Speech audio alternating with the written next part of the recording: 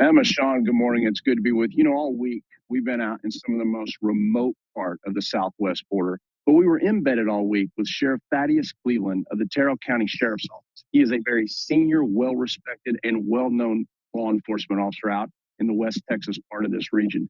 Take a listen to what he had to say that he's dealing with out here. Terrell County has 54 miles of the U.S.-Mexico border, approximately 700 citizens. How many apprehensions did you have last year? Last year, the Border Patrol had just over 7,000 apprehensions. And of those, do we know how many gotaways? Had over 8,000 gotaways. And that's kind of what we see every year is, Wait, I'm sorry, did you say 8,000? 8,000 gotaways. When you had 7,000 apprehensions? Correct. You've got more people coming through your county fivefold than you do citizens.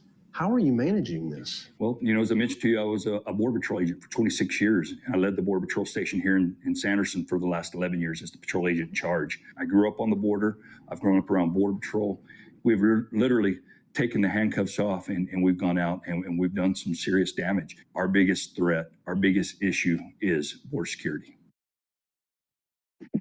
Emma, Sean, here's what the sheriff is trying to come across with there. In his community of 700 people, he doesn't have a crime problem domestically here. He has an open border and national security failure that has caused a vacuum of people and traffickers here in this community. The sheriff was very open with me. He said, Jason, I'm dealing with people from around the state of Texas and around the country who are traveling down here with GPS coordinates. They come down here, they pick up people, and then they're smuggling them back. And his whole focus is to protect this community before they get here into this town. But it's what he has been dealing with now.